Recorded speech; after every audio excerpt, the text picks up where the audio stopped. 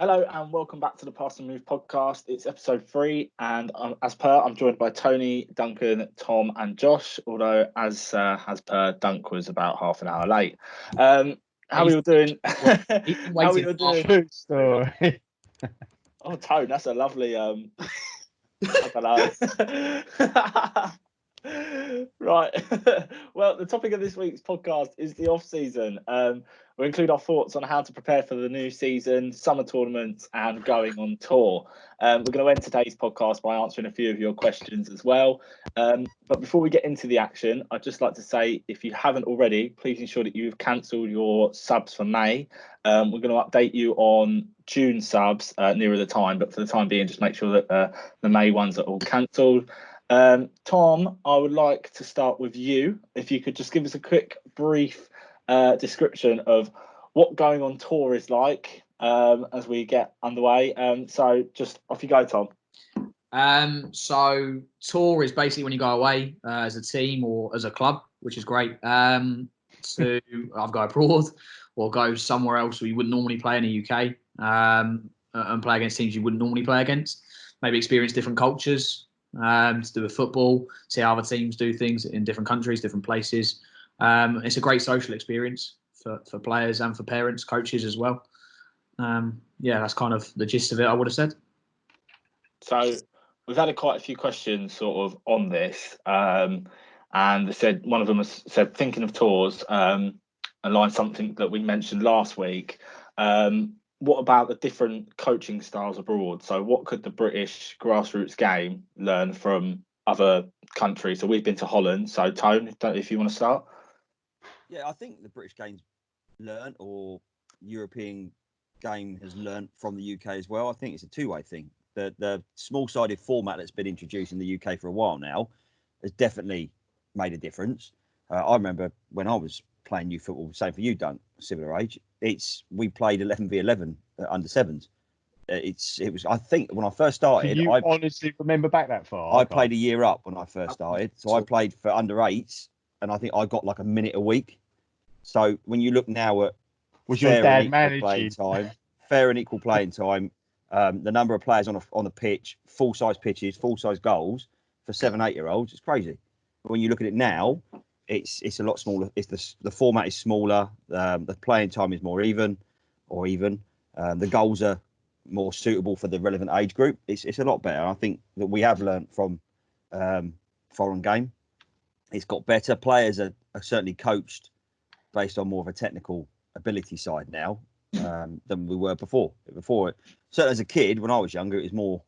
I remember it being more about trying to win, and obviously still try and win now, but we certainly do as a club. We look more about how we can develop the players. Are they having fun? Are they getting enough playing time and stuff like that? I think we have evolved as a country anyway. Josh, I think I said anything. Yeah, every week this is Josh. I forgot what you Shut up. I just say because my granddad was in the RAF, and my dad, so he basically moved around everywhere, so he got to experience football in all the different countries when he was growing up. And I'm pretty sure when he lived in Germany, they didn't start playing competitive football until they were about 16. Like, they wouldn't play a game of football until they were 16. All they did was practicing skills, drills, all that sort of stuff. So we've had another question as well saying, do you think we start playing competitive football too early here in the UK? So should we be focusing more on the skills and the basics at ages 6, 7, 8 going up? And what do you think the benefits are of playing football games at this young age at 6, 7 when they start? Tom? Pretty bad. Dunk hasn't seen anything. Dunk, you can start, don't we? No, go on, take that one, Tom. No, he's busy, mate. He's currently buying players again. So do you think we probably the first bit of it, do we start competitive football too early? Under 12s competitive, isn't it? So no, I don't think we do. It depends how you manage it. It depends on you as a coach, a team, club, how you manage the competitive side of things. If you go from under 11s to 12s and all of a sudden you go, right, we're going to win. We'll play however we're going to play to win the game. I don't care how much we learn, whatever we're going to win, then, yeah, that's too early for you. But in the same sense, if you're a coach or you're a club like us that's quite focused on development. Yeah, you want to win, but it's not the most important thing, far from it. Then we could be competitive at under sevens, and it wouldn't make a difference to how we coach. I believe in that. So I think it's just a case by case basis. Would be in terms of competitiveness. In terms of skills, what's it? Tone and Dunk, you'll know this. What they say, the golden age of development? I think, isn't it up to 15? I think. Is it? It's a younger window than that. Isn't it? I thought it was 14, 15. But it becomes a certain point where you're less like a sponge in terms of you take less in, don't you? In terms of learning completely new things, and you basically build on what you already know. But it's like anything in life, though, isn't it? The younger you are, like kids that can speak languages, the younger they are when they're exposed to it, the quicker they can pick it up, and it happens more naturally and it's not so much of a hardship to do it. I tried to learn to play the guitar last year. Shocking. I had to give that up. Literally lasted about 4 weeks, and I gave up because I couldn't do it, and I got frustrated with it. When you're a kid and you start doing it, it sinks in a lot quicker, and I think your brain's more adaptive to learning new techniques and skills. Be it languages, be it whatever it may be, not just football. So I think the more you're exposed to things at a younger age, the better. It's obviously got to be suitable or delivered suitably for that age group. And I think we as a group do that quite well. I think you look at all of our training, all of our community stuff we do is all ball led and it's all skill based. So I think it's getting that balance right. The one thing that I like when we went to Holland, thinking back about it, was they were playing 2 and 3v3 without goalkeepers. We don't do that here. The only time we do that is in training, and my 14 still do that. Last week we said about Belgium. I think they 2v2 with they split the pitch into halves, and you say you can't score unless you're in the other team's half, and you have like a rush goalkeeper essentially.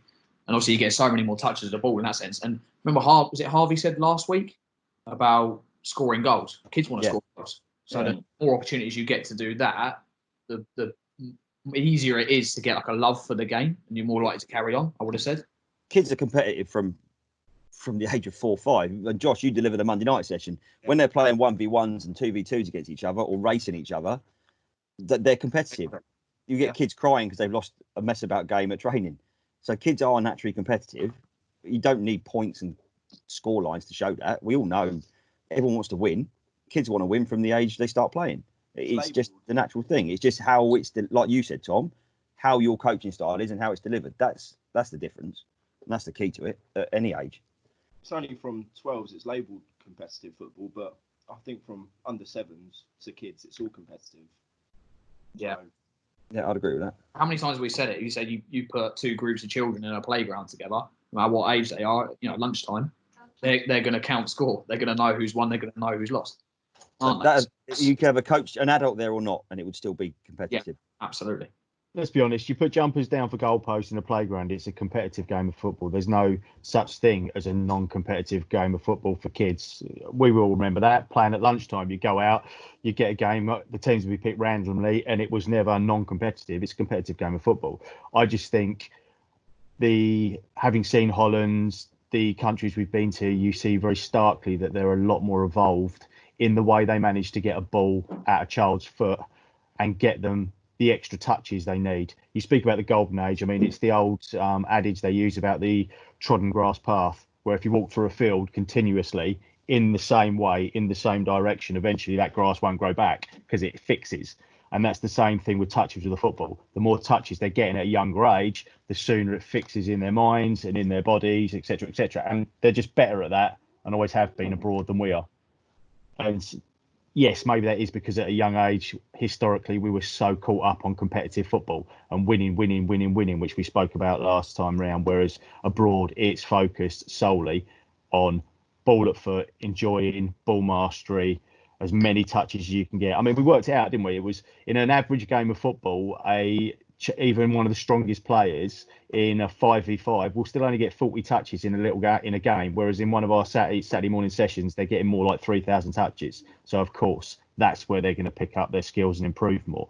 The games, competitive or non-competitive, at an early age are just seen, or should just be viewed, as the bonus, the bit of fun. The core thing, the important thing is the touches, is the training, and that's what they're so much better at abroad. And you can see that in the higher echelons of football as they develop.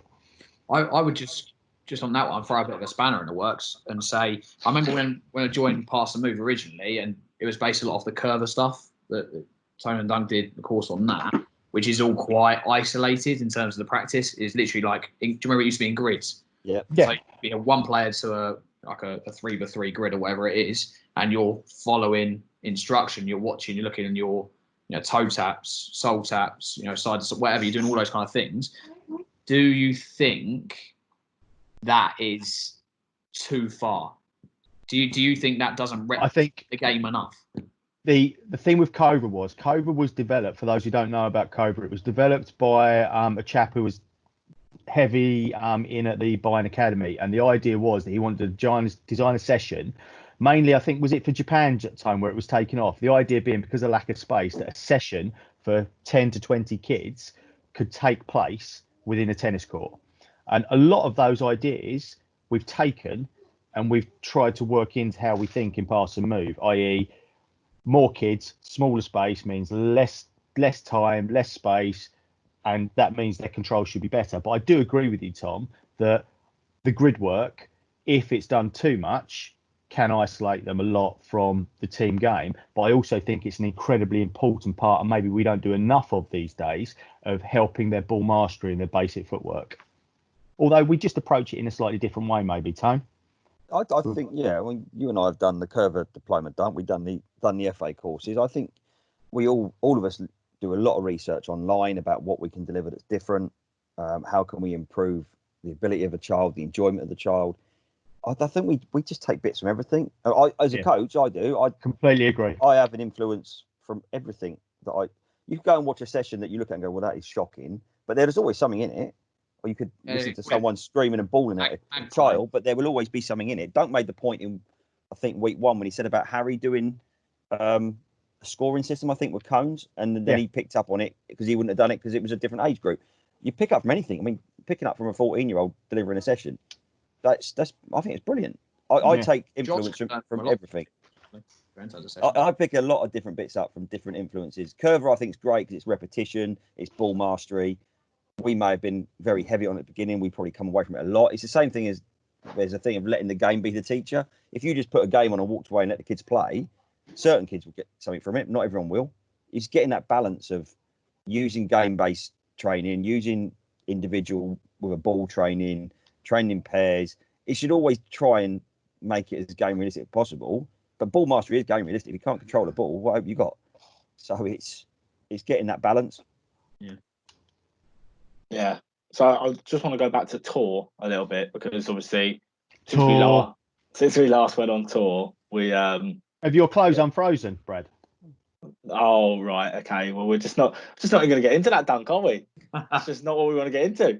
So actually, on that very quickly, the under-8s, Frankie Shaw's dad sent me a video of a dad had frozen his child's toys in a block of ice during isolation to entertain him for a bit, to try and get his toys out of the block of ice. It did bring back memories quite rapidly, seeing that. Just no.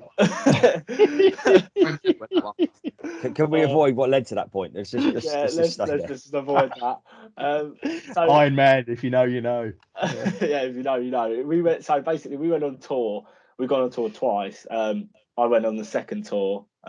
Josh, you haven't even been on a tour, mate, so you can't even put any input into this either.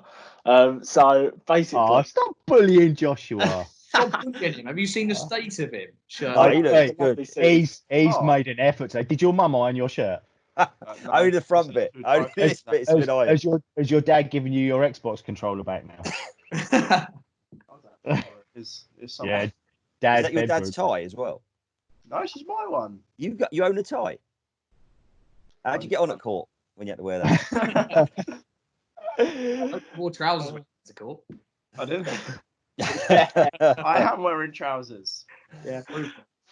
I've got a fixed webcam, Tom. It doesn't move. Go on then, Brad. What was your question, mate? Just going back to tours. So obviously we've done 2 tours, and a lot of people probably don't. We've had so many kids join since then. They probably wouldn't even know that we've been on 2 tours to Holland unless they've gone back through our page and seen all the photos. And we had a question a couple of weeks ago that I don't think we addressed, and it just said, what were the plans if we were going to do another tour? What would be the plans? Where were we thinking of going? I know, Tom, we've discussed it. Everyone's discussed it that we were looking at going away to multiple places as we go through. But I don't know if anyone wants to pick up on that. Tone, do you want to go through, because obviously you organised when we went to Holland previously, you kind of you dealt with all of it. So yeah, it's difficult because there's two ways we can do a tour. There's one where we go via a tourist company, if you like, or a management company who obviously inflate the cost to take their fee out of it and make a profit on it. And they manage everything from door to door. So they give you your travel, they get you your accommodation, if you want food or not. They arrange the contact with local clubs, be it a tournament, be it friendly based. A bit like Bognor was last year. Was Bognor? Yeah, last year we did Bognor. A few teams went to that. We chose the option for Holland of doing it ourselves. So I got put in touch with the Twinning Association of Hastings with Dordrecht, and we also my group did Bethune in France. So it's a similar sort of thing. We went over. We arranged the travel with Hams Travel. We arranged the accommodation with a local holiday park, the games with the club we got put in touch with through the Twinning Association, and then from that we worked out the cost of it, gave everyone a price, and everyone who wanted to go could go. It's become very difficult. Second year in Holland was difficult in terms of numbers. We went from, I think, 60 people going to 180, something like that. A lot. I think we had 3 buses go, 2 or 3 buses go. 2 coaches. And then a couple of parents drove separately. But it just come a bit of a headache. And then we had a problem with the club that hosted us couldn't do it, so that put everything off. It's a major thing. When we go on tour, we try and do it that every child and every team has the opportunity to go. But the difficult thing we have is where we've got 27 teams, if you can't get each team to go and only half the team want to go, not everyone can go. So it's very difficult. It's difficult in terms of you're playing against teams that are of varying levels. And we've had it where teams have gone, lost every game. It becomes disappointing. Kids get upset because they're not winning or not competing in it. And it's trying to get that balance. Would we do it again? Absolutely. I'd love to do it again. Just seeing the looks on the kids. For me, the football part is obviously huge, but for me, Holland was more than football. Seeing the kids when we travelled on a bus, they're all in their matching polo shirts as it was at the time. The excitement of being together, sat together as mates, the team spirit that built from it was brilliant. Bognor was the same. My guys have been to Yarmouth and we've been to Bethune in France, and it's great. And it might be that we need to look at doing it separately or reduced in terms of we take the 7s, 8s, 9s to one place or certain teams to some place and try and work it that way. But being honest, it's having the manpower to organise it and to come up with solutions. It's something I'd like to do next year. Yeah, definitely. Jumping in, the one thing very quickly with tours, I mean, I agree with everything Tony said. The logistics obviously is a massive challenge, and if we're honest, Tony has taken on the organisation of the tour sections when we've done them, so I know it's on him. But for me, what was always so phenomenal about them, especially when you think about the early ones, was it is when you can achieve it, when you can get everyone together, all the age groups, the 7s through to, I don't know what we had at that point, they were 12, under 12s what it was, because it's the whole club going as one. So you've got, like we said about that dream of having everyone in one place for pitches, when you go on tour together, it's the whole club going as a unit, as one big family. So the 12s are watching the 7s play and everyone's playing together and getting on together. The parents are mixing all the way through to that wonderful presentation you have at the end of the evening where everyone's together and we've got the age groups to all stand up on their chairs and we talk through how they've done and what they've done. I think that's what was brilliant, and I think that was a massive step forward for where the club was going, was that kind of family feel that was created when we did the tours. And that's what would be great to be able to achieve again. But the downside of that is when we are organising that, it makes logistics of what we can achieve on the tour a little bit more difficult. So it's kind of a balancing act. Do you do something more intensive with just a smaller group or age groups, or do we go for the bigger altogether tour where we might not be able to achieve everything as much in one go, but you get a different experience, which the experience for me is the important bit. Yeah, it's getting the balance of it. It's getting the cost of it. because we spoke week 1 about how we're quite cost effective for people to play. Don't want to rule people out. I mean, Holland we did 4 years ago, whatever it was 180 quid a head. And when you look, there's, say, it's a child plus a parent, there's 360 quid for effectively a long weekend. And it will become, if there's a family of 4 wanting to go, then you're talking big money. And it's getting that balance right. Can we fundraise? Yeah, absolutely. But again, it's the organising side of doing it and everyone committing to doing it. It makes it quite difficult to do. It's something I would love to do. I mean, we've all got the photos of the tour. Brilliant. You see the group pictures of the kids. I loved every night we'd sit down and have dinner together as a group. Yeah. Year 2, we had to split it in sittings, I think, if I remember rightly. Yeah. Just the social aspect for me was brilliant. We all had the conversation, not enough football year 2. Could we play a tournament? There's always other stuff you can do. Don't forget the second year we went, and this is one of the problems with it, because you organised it for us in terms of we did it ourselves. Yeah. Do you remember on the coach on the way out, we were in contact with them and they're saying, oh, we had this tournament organised, but now 2 teams can't make it. So now instead of having 8 games, you've now got 6 or whatever. So that's the problem with doing it yourselves. If you do it through a company, yes, it's more expensive, but there's more guarantee to things. You know, it's more professionally done. You know exactly what you're going to get. So take it kind of full circle, Brad. What's the plans for future tours is to do something. We're always thinking about it. How it's going to look, I don't know. I'd love to take the whole club, and I know everyone would love to do that, but I just don't think physically it's possible. It will probably be split into age groups. I think if you look at it just logistically, there's 270 players. It doesn't work. Add a parent with each one, you're talking 540 people. It's just ridiculous, isn't it? So, I mean, I'd love to go abroad and play in a tournament. That's not something we've done, and play like a proper organised tournament. But yeah, kind of watch this space, I suppose. I mean, I had a chat with Alf about it in terms of tour, because Evie started off. Evie said to me, "Where would you like to go?" So we had a bit of a chat around that, and Alfie came up with a point of, "I'd love to do a European tour." And Tom, you and I spoke. Can we go and play in France?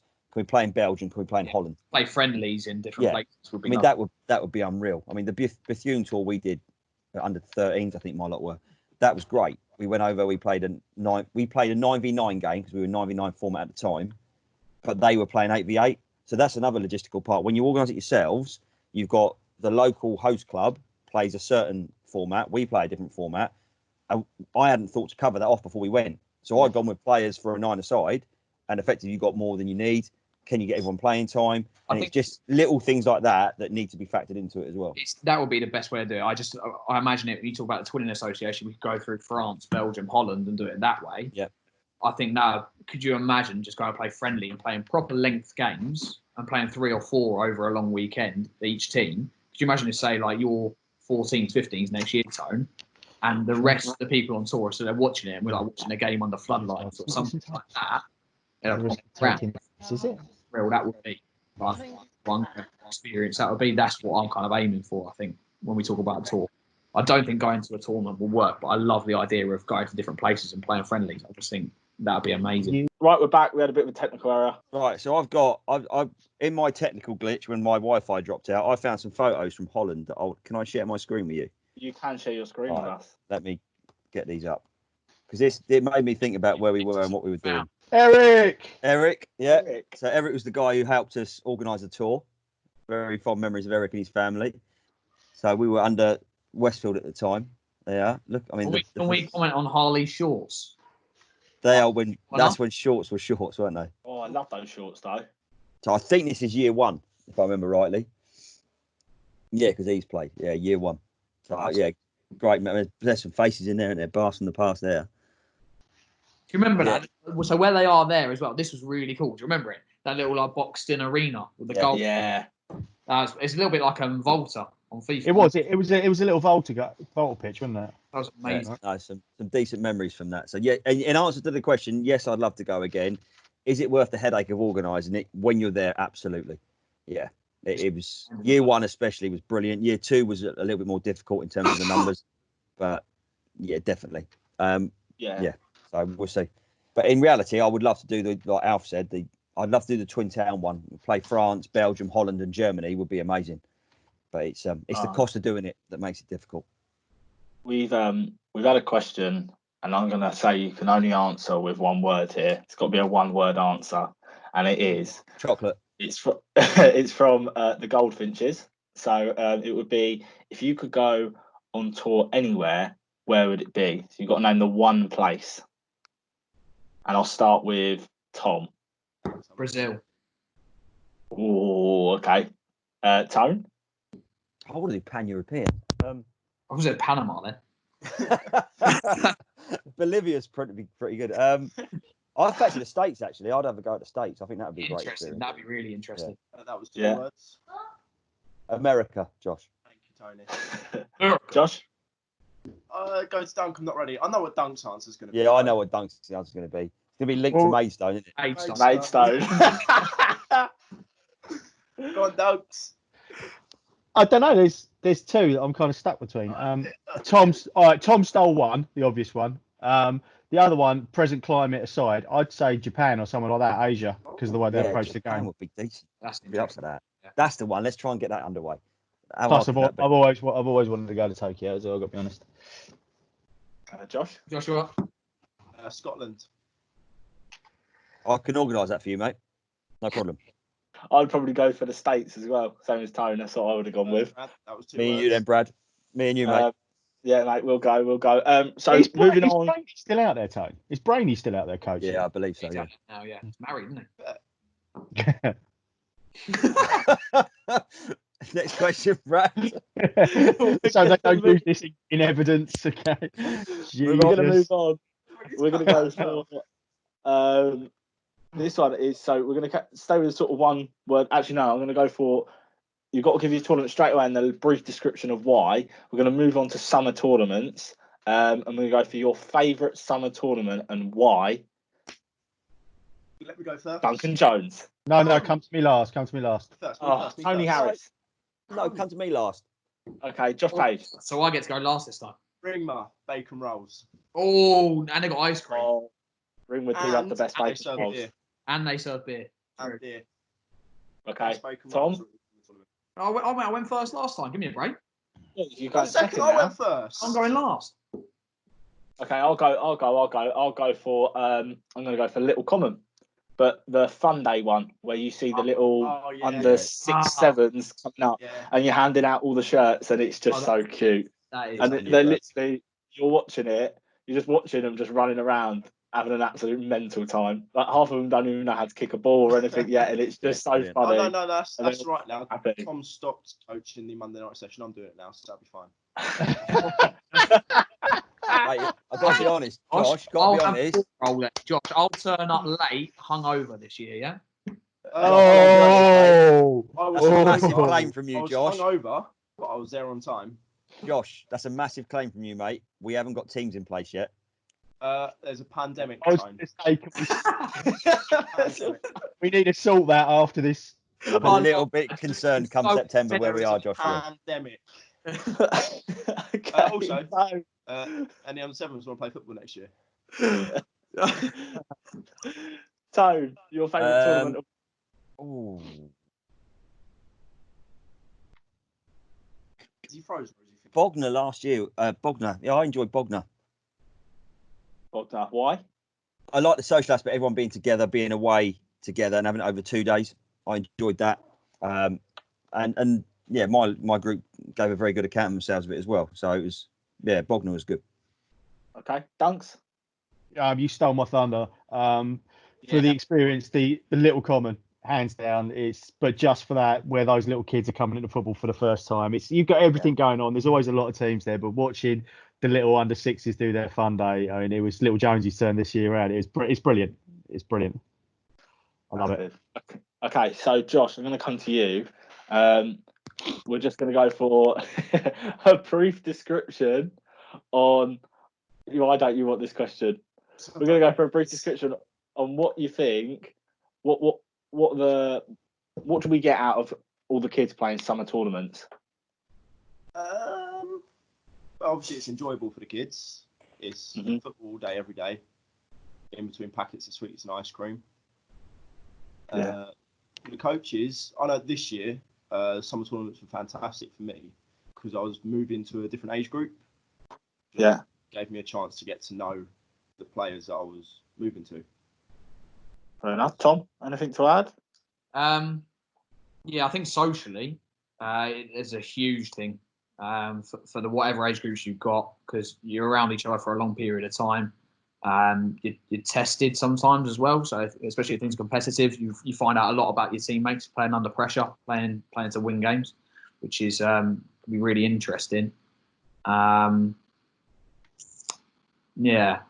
I would say socially. No, actually no. The other one is when you've got, because you get age groups clash. So say you've got the under sevens there with the nines or the 12s, 13s, whatever. The best thing about tournaments for me is when you get the older players come and watch the games of the younger teams. I remember we had it last season, Ford, who plays for the under 12s in goal. Like pretty much like all of the tournaments he was at, he actually stayed behind with his mum or his nan or whatever, his dad, just to kind of watch other teams, like younger teams play. And he kind of talked to the players, like when you're in the team. So honestly, that's amazing. That is so cool when that happens. Tone? Yeah, I'm with Tom on that. The actual mixing of the age groups and the teams together socially. For me, what you get out of someone's wants most of all social side of it. I think Josh mentioned that as well. That's brilliant. When you see your own team mixing together because of the gaps between games, they're socialising. That's brilliant. That helps with them throughout the season. But the mixing of age groups across, having kids play up age groups as well. So Tom mentioned Ford earlier. He played in goal for my 14s because he was 2 years out. Played in goal at Settlescombe, and we won the Settlescombe tournament and did really well that day.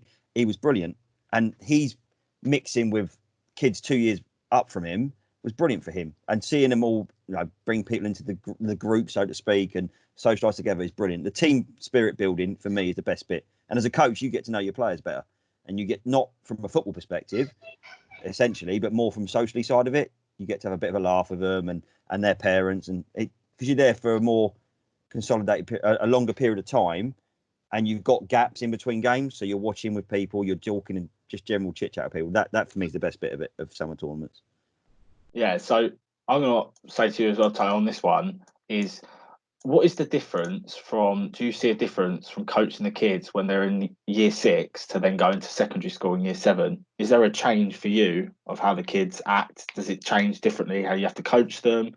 Is there anything? I've noticed. Be honest, Tone. Biggest change I've noticed has come this year, under 14. So my lot are year 9, I think. Yeah, year 9 going year 10 next year. Is that right? Don't know what year my son's in. Shocking, isn't it? So under 14s going under 15s.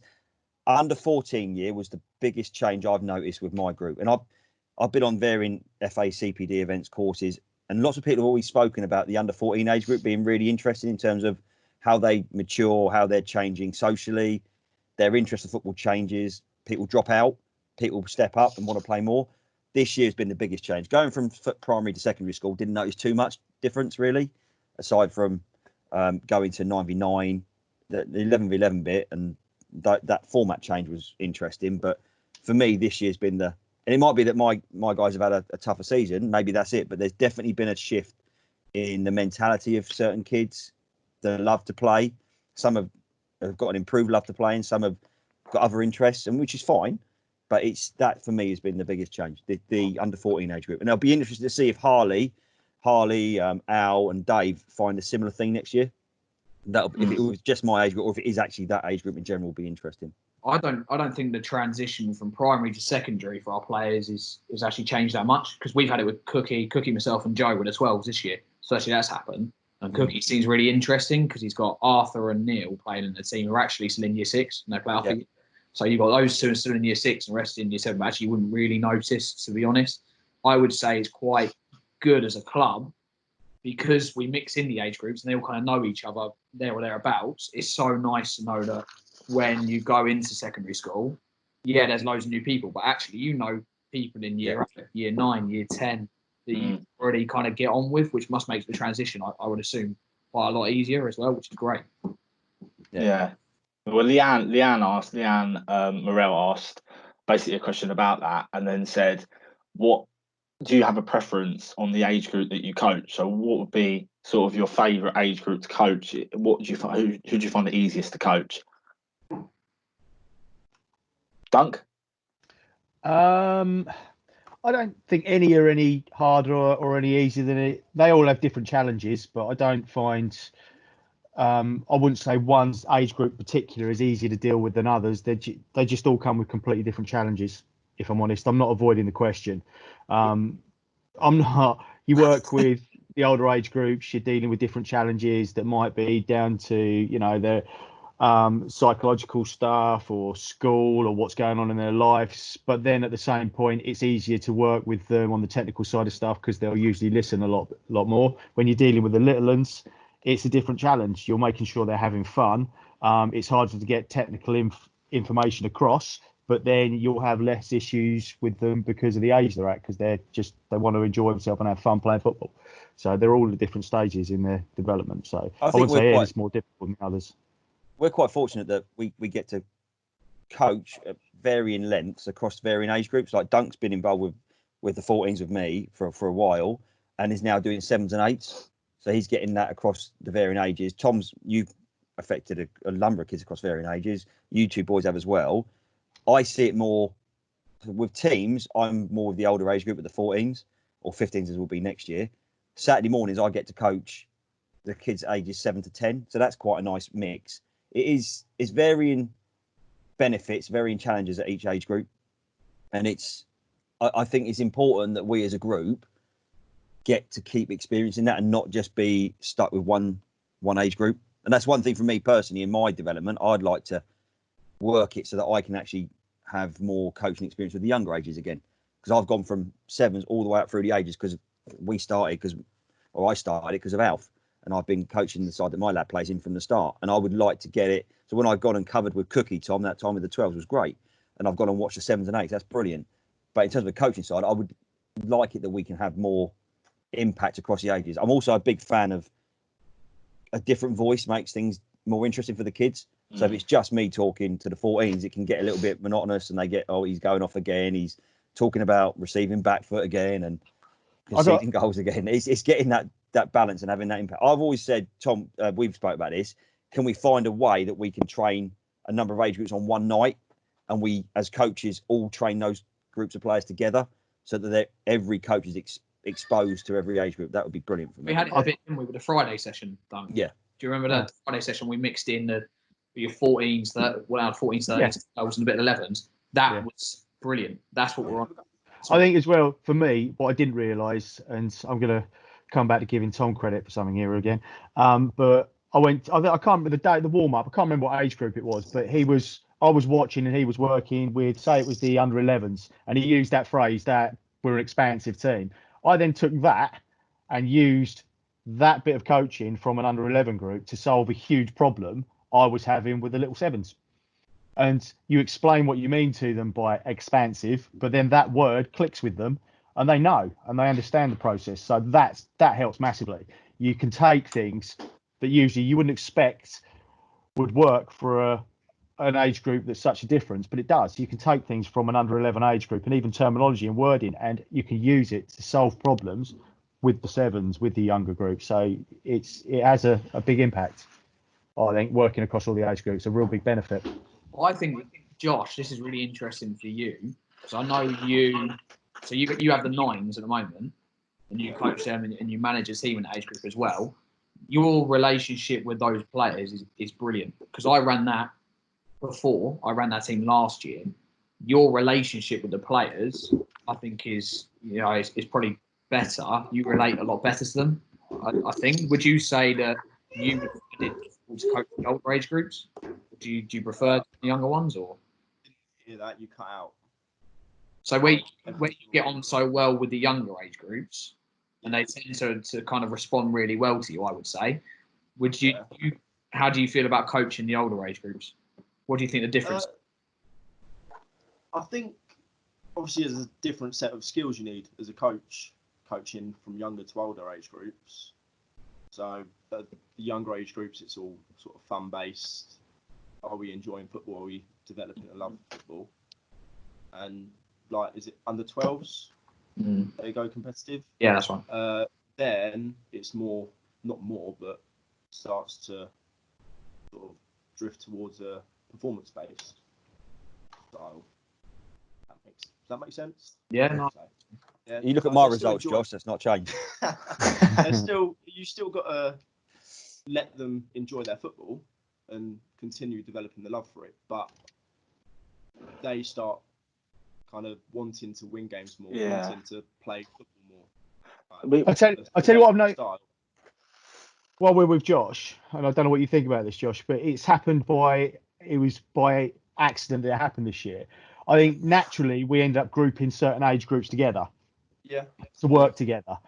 And this year we've had a couple of situations where, Josh, we've actually put the 8s and the 9s together, say for a training session, age groups that don't usually work together. They're not massively different. They're only a year apart, but they don't usually work as much together. And those sessions, you saw a huge benefit, and you saw naturally that my 8s were doing stuff with the 9s that you usually do with them that they're not used to doing with me.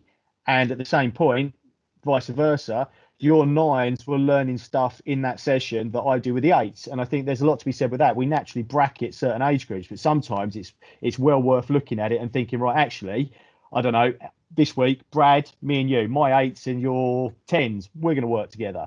They don't have to be massively apart, still like 8s and 9s, but just where the bracket goes the other way to help them. And they learn different things with different coaches. And I think it comes back to what you said earlier about fresh ideas time, and fresh approaches. Anyway, I don't think people have favourites, but maybe coaching styles are more suited to different age groups and different levels of the game. I don't know, but I wouldn't say we have favourites. Definitely not. The other thing to think about as well is as the kids get older, like my lot and Andy's lot, and are becoming young men quite quickly. So they're pushing boundaries in terms of what they can say, what they're thinking, and it's we as a coach changing how we manage behaviour, how we manage their thought processes and taking on ideas. I'd like to think as a club, we're pretty good at listening to the players. If they don't like something, we try and change it. But it's being more, as they become more confident young men and women, they become more confident to speak out and say, well, I don't like doing that. I don't want to do just passing drills or whatever. It's can we do something different? And it's actually taking their opinions on board and not being too quick to dismiss. It's just a kid. Because at 13, 14, 15, they've got some great ideas. It's how we can take that on.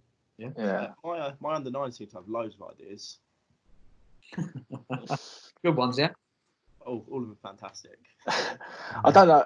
We've also got a question sort of on why you got into coaching the age groups that you do, but going off of what we've just said, I only coached the one age group really, which is the 10s. But even this year, I think this year you've just seen them. I don't know about you, Tom, because you coach them with me. I don't know. Do you not think this year there's been such a change from that fun element? Like you can really start them wanting to win.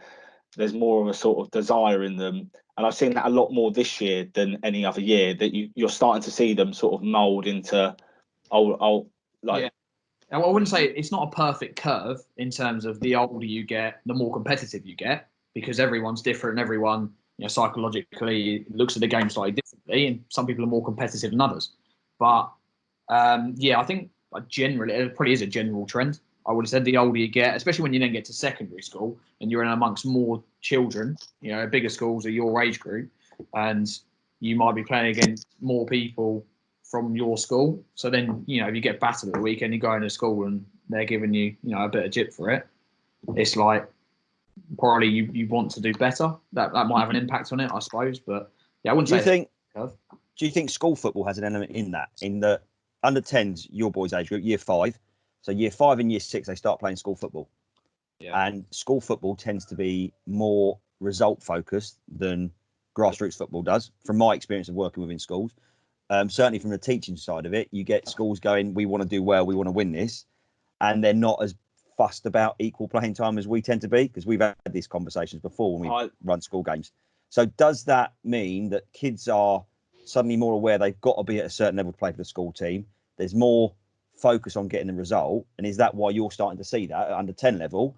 There may be more of a desire from the child to think about the result as opposed to anything else? There's definitely that. There's definitely that though, because in my school year, I played with George Marsh, who's currently at Leyton Orient on loan from Tottenham, and Mitch, who at the time was with Brighton. We had a couple of players who were really like in academies playing really good standard of football. And then had you. and then they had me. But literally, they had like I played for Beckley, and we literally had our Beckley team, and then them, and you could tell from when we went into games there was a difference because obviously the PE teachers would want us to win, and you could tell like as soon as you hit sevens, it was just we want to win, we need to win, we need to win, and that's how it was. And if that wasn't going the way that the better players saw it at that time as well, we had absolute downfall of our team completely because they didn't think we were like almost good enough to play with them, and that we weren't at that standard. It's sort of like as soon as you get to secondary school, there definitely is an emphasis on winning a lot more. I think because you play in those tournaments in year 7. We won the cup in year 7, and straight away it was like that taste of winning, and then you move it forward. And you don't really play any friendly games when you're playing school football. It's always in that tournament just to try and win and get to the final and win, and that's how it is every single year. But that's putting you straight in that first year, and I just there was like as soon as you get to football in at school the first week there was school football trials. Were you good enough to get into the team? Yeah. So it does hit. It's literally as soon as you get in there, it's like you've got to be good enough, and if you're not, then I've got to jumping in here very quickly. I don't know what you think about it, but I thought about this quite a bit.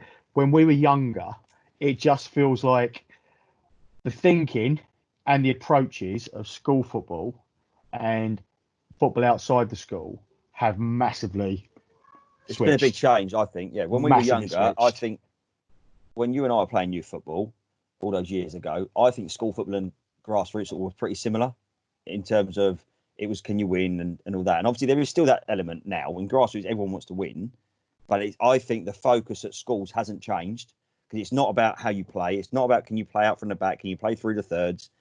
Certainly the school where we've coached and the requests we've had because we're basically employed to do it. It's more, can you get a result? Don't worry about little Billy getting half a game or equal share of the game. It doesn't matter if only it's a few minutes. It's more result focused. Whereas we as a grassroots club, and to be fair to all the other clubs that I've come against, I know there's anomalies. I think the shift in mentality in grassroots football has been huge. Yeah. It's very rare you go to a game and you see kids stood on the sideline not playing, or it being so fully focused on the result. There's the odd one or two, but I think it's been a massive shift over the years. Maybe it's my memory being because I look back at our time. Me and Tony went to school together at senior school, and I look back at our time playing school football and it makes me smile because we had a very, very good experience. But then we had a very, very good coach at the time who sadly passed away now. But my memory of that experience was maybe he was ahead of the curve, Alan Booth Jones, but he treated. We always wanted to win, and we did well, and as a unit we wanted to win. But I thought he treated us and approached school football in very much a similar way that we are now approaching grassroots football. Would you agree with that, Tone? I think it's down to the individual coach, though, isn't it? I think that's what I'm saying. Any child's experience in football is dictated by the person who is providing that experience. If you've got a coach that's, I'm going to play my best team all the time, and so what if you don't play? That's hard luck.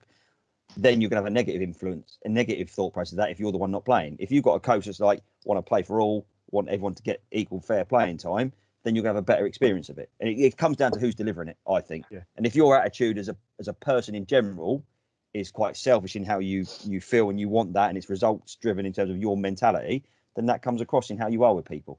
And I'm not saying what's right, what's wrong. It's everyone's different. And it's how you can get that message across. And I think we're quite fortunate that the bulk of our coaches, if not all of the coaches, are very good in building relationships with kids, managing that relationship with the child, and providing a positive experience. And I would rather we have coaches that give a positive experience than potentially a better football knowledge. That's just my personal opinion. I agree. Next question. This is our last question for today. No. Oh no, and it goes on sort of professional football clubs taking boys, girls into their academies at such a young age, sometimes even 5 years old, and what sort of effect that has on the kid, especially if they're built up the hopes and the dreams that they're going to be a professional footballer, and then obviously at such a young age they might even be told that they're not good enough to play anymore in that side. What do you think what are your opinions on that? Do you think there should be a cap on the age that clubs can pick kids up or anything like that? I think it's completely down to the parents to manage the situation. If they're fortunate enough for a club to come knocking at the door, it's down to them to decide if their little lad, whatever, or little girl, whatever age they are, decides they want to give it a go, give it a go. But keep it fun, keep it enjoyable. Don't put too much pressure on them. To every other parents, I think the adage we always say is the same. If they're ready, clubs will come and find them. There's no need to push them. I think the key to it is just making sure your child is enjoying playing football in whatever environment they're in.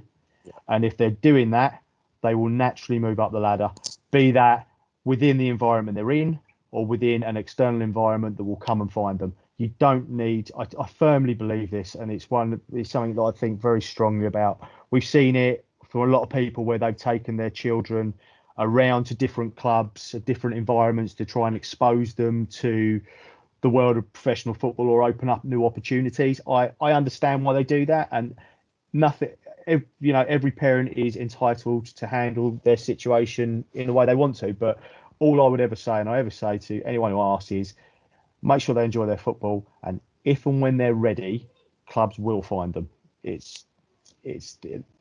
That's my thinking on it. Always has been. You can relate this back to when we talk about tour and different countries abroad earlier. That's actually something. So over here, it's kind of like in grassroots football. I would say we're probably still learning from foreign countries. We're still trying to do what they're doing and taking it on board. It's almost flipped when you go into academies. We're in the United Kingdom. We're really lucky that actually with the they call it the EPP or whatever it is, elite player performance plan. So when that came in, basically our academies were like the go-to. So the other countries now trying to learn from us, and the aftercare and the psychological side of things actually now is so much better than if you go back 5-10 years. So I think you've read No Hunger in Paradise, haven't you? Yes. Yeah, yes. I'm reading that now. And that's obviously, when was that written? That was written a few years ago, wasn't it? Do you know what? It's somewhere around me. And actually, while you're talking about it, if any parent is sitting at home, twiddling their thumbs, going mad, fantastic read. Go and grab it. So that's obviously the author's talked to a lot of different people, isn't he, about their experiences in academies, talked to coaches, all that kind of thing. And I mean, there's some horror stories, isn't there? People that have dropped out of academies and all of a sudden you're not good enough. But I think, like you said about parents, that's a huge part of it, isn't it? Not building players up, not making them expect that you're going to be a professional footballer just because you're in an academy at 7 or 8, because realistically it's not going to happen. Look, we've all had different experiences within football as players. Tony's played at a high level. I've played at a high level. I've dealt with the rejection from pro clubs when I've been on the cusp of getting that big contract, and psychologically it's incredibly damaging. It happened to me when I was in the midst of taking my A levels, the biggest blow.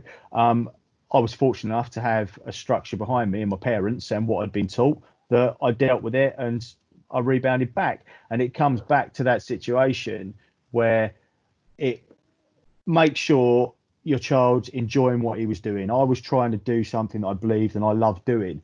And consequently, when I dealt with the blow of that, which was quite a later age of not making it, it was still, I was doing something I loved. So I still wanted to carry on kicking a football about. I think if a parent's not pushing you, encourage, but make sure your child's having fun. And that comes for whatever level you're at, whether they're pushing to get that big contract or whether they're just rolling out on a field on Saturday mornings just to kick around with their friends. If you're enjoying playing football, psychologically and technically they'll progress. It's when they stop enjoying football for whatever reason, that's my issue.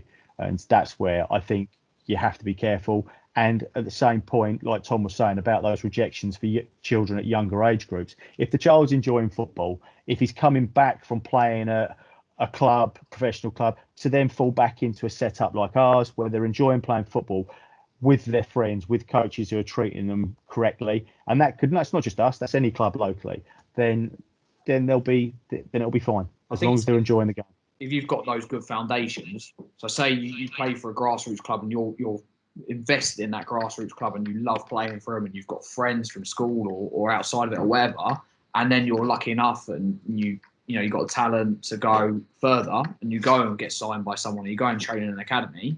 I think then if you're in there, you end up getting rejected. If you're still in touch with that club, you're still in touch with your friends, you still have that, I don't want to say fallback, that's the wrong word, but if you have those foundations behind you that even if this doesn't work out, because it might not, then I've still got somewhere I love playing football. I love going back into. I'm just out of the game.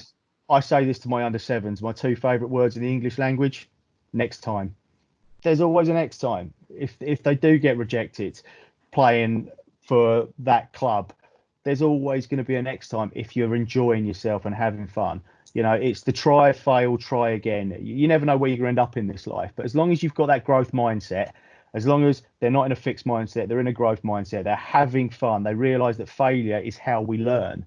And as soon as you're scared to fail, be it just walking onto a football pitch, if you're scared to make mistakes, if they're scared to fail, if they're scared to try, and that's when they stop enjoying things, and that's when a child will have a problem. But as long as they've got that growth mindset, as long as they want to play football, they want to challenge themselves, they want to stretch themselves, they want to take on the challenges, then they'll be fine. Tone?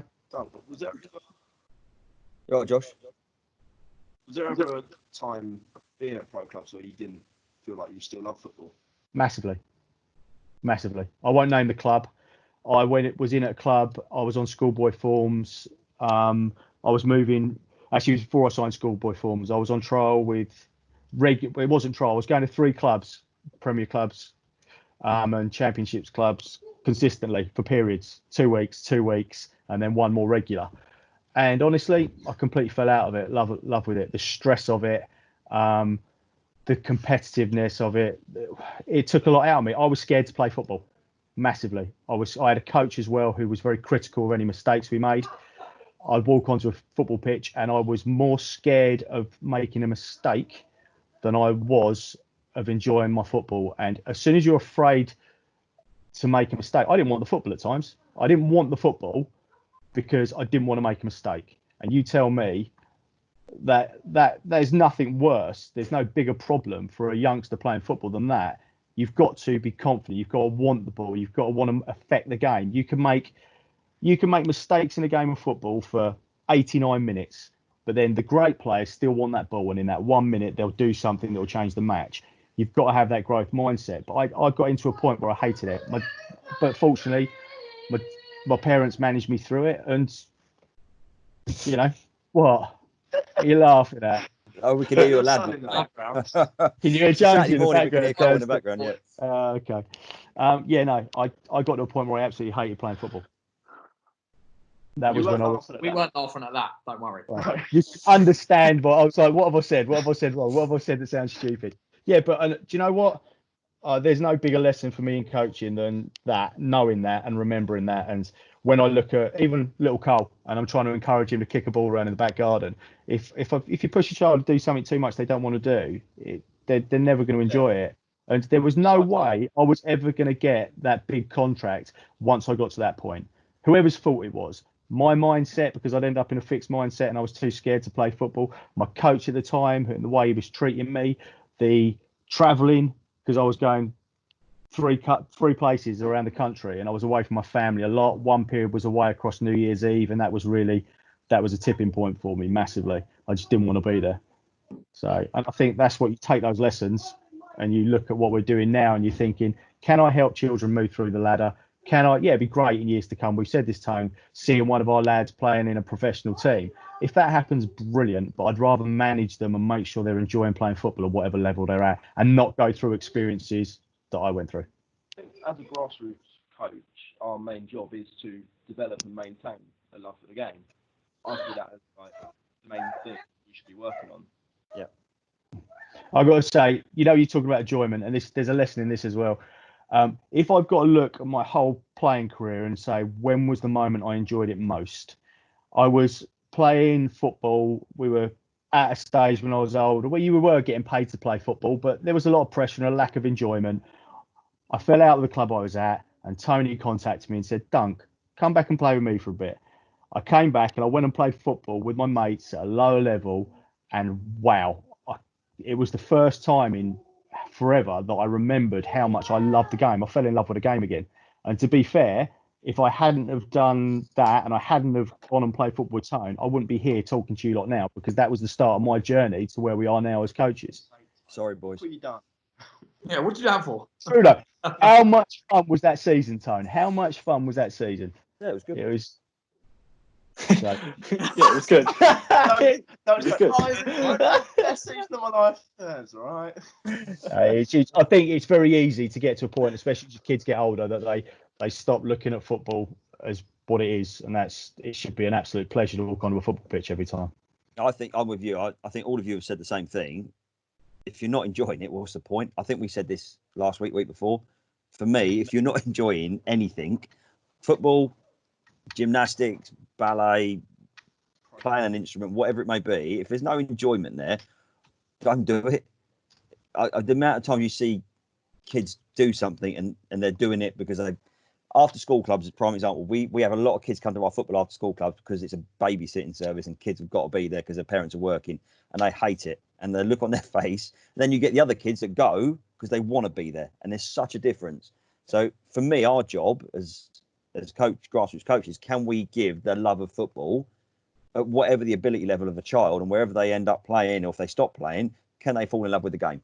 If we deliver that, then we've succeeded in whatever we're trying out to do, and then the ability side of it will come through as they get older. If they don't love it, they won't buy into it properly. And my view to any parent whose child has the chance to go and train with an academy somewhere, if the kid wants to do it and they love going, do it. But if your child is going, oh, I've got to go to a 2-hour drive to get to wherever, what is in the car? what is the point? You Absolutely bang on. For me, it's I mean, there's a number of kids within our setup that are doing really well and are exposed to that environment. Brilliant if they're enjoying it. But if they're not enjoying it, and it's almost you're doing it not out of habit because you're scared of missing the opportunity, I think you'll damage them more by keep doing it than stepping away and going back to it as and when they want to. Because if Doug said it, if they're good enough, then they'll play at a level they want to play at as they get older, and they're good enough to play at whatever that may be. It could be grassroots, it could be a long way up in the pyramid. I think it's really crucial to remember as well for parents and for us as coaches. Kids, they're getting picked up at 5, 6, 7, but the pathway remains the same. Players are still getting picked up from non-league football and going into professional football. The journey and the potential is to become a professional. If you're enjoying the game, never goes away because you hit a certain age. Well, it does eventually when you hit a certain age, but that's a lot later on. Enjoy your football.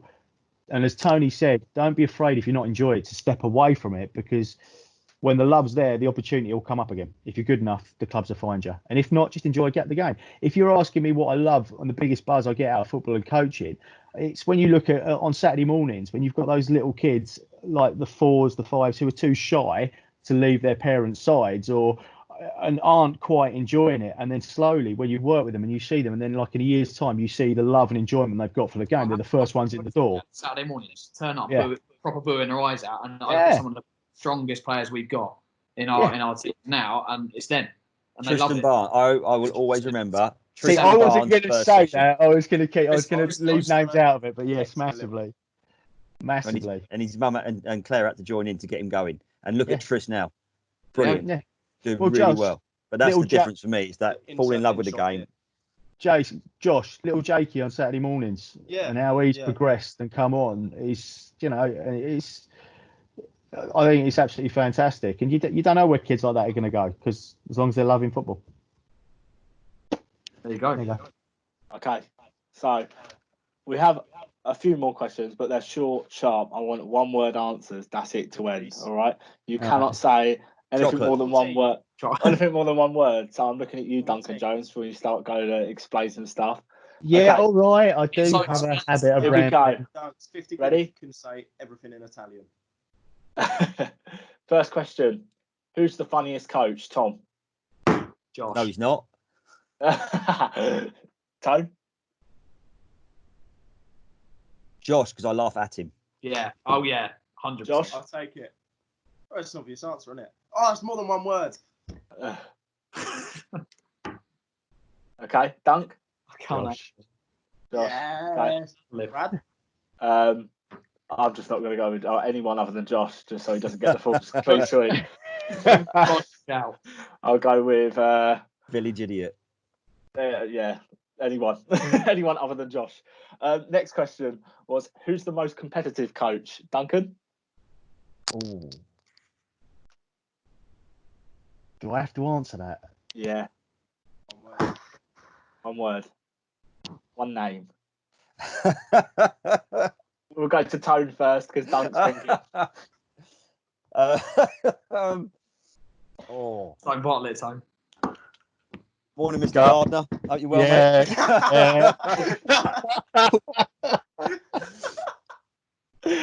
Tom? I don't think we've got anyone who's that overly competitive. No, I'm really competitive. I'm going to go Ross. Doesn't coach very much very often, but Ross is ultra competitive. You can't count Ross, mate. You don't coach. We never see him. If we can't count Ross, I go for myself. Okay, Josh. Tony. I've seen Tony break poles after losing games. No, we can't count adult football. I don't think I've done that. To be fair, I would have gone Ross, but if we can't have Ross, then I would have gone Tone just for the Lino incident. Yeah, right. Can we just clarify? Morning, Skellers, how you doing? Yeah, can we clarify? It wasn't a rage at a random lino, Mr. Skelton. Yeah, if you know, you know. Yeah. If you've watched Warnock, the documentary, that was Tone that whole game. He literally was throwing stuff about. We moved on like 10 minutes and he'd been quiet, and then all of a sudden he'd just stand there and he'd mutter, "I can't believe he's done that." What, right, why? Why, as the home linesman, if the referee's given a corner, would you insist it's a penalty? When the ref's got a better view? Why? Brad, Oh, that's great. Idiot. play a song in the background when Tony starts going off. Yeah. Brad, can we have all the these fire? So much for one word answers, though. Yeah, go on then, Dunk. We still haven't had yours. Off you go. Time. Tone. I'll go time. I'll take that. Okay. The next one, bit of an odd one.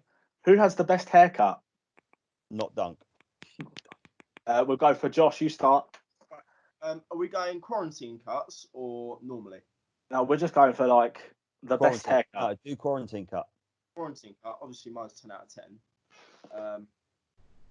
Brad looks like. One word answers. God, no wonder we harp on so much. Sorry, Mr. Maidstone. Me. Done. Obvious. Okay, Tom. Tony Harris. Knew that was coming. Tone. Yeah. I'm liking yours, Brad. Yes, mate. Brad, I rate that. I find him a little bit attractive at the moment. Oh, go on then. Dunk. Me. No. Yes, me. To be fair, I was going to go for Dunk. Just I don't like the haircut, but the creativity is class. John Joe's going to be absolutely grow. He's spent so long on his hair. Oh yeah, John Joe makes a real effort, doesn't he? Yeah, anyone who thinks he can pull off a ponytail, as it's a family-friendly podcast, I can't say what I think, but I like the creativity. Absolute extra in Narcos. I have to say PG for your trim, Brad. That's all we have questions wise. So that's us done for today. We've absolutely stretched this on out for ages. So wow, we were waiting for done for nearly an hour. Yeah. Well, it's a Saturday though, isn't it? To be fair. Saturday. Exactly. I'm surprised he hasn't gone early as well. To be honest. I just he's gone. He's disappeared for half hour. There you go. He's got to be ain't quite finished. Standard. I want to say thank you everyone for listening. Thank you, Josh. Thank you, Tom. Thank you, Tone. No, thank you, Dunk, for leaving early. We will be back next Saturday for the 4th episode of the Pass+Move podcast. Got any questions? Send them in. Send questions. Any questions you like. I quite like the one-word answers. I think we'll go for a more Q&A based one. We'll go for a funny one next week. Just funny Q&A questions, and we can go through them all. All right. So thank you everyone for listening. What guests would you like to see on? Oh yes, what guests would you like to see? Please let us know in the comments below. Also, if you'd like to be on, nominate yourself. Next week, is everyone in for a fancy dress podcast? Yeah, I'm in. Yeah, Wait, okay. not week early, Josh. It's not fancy dress. I'm just Good from you. professional. All right then. All right, boys. We will see Cheers, you all guys. next week. Right, Take next care. time. Good night, Bye. guys. All the best, mate.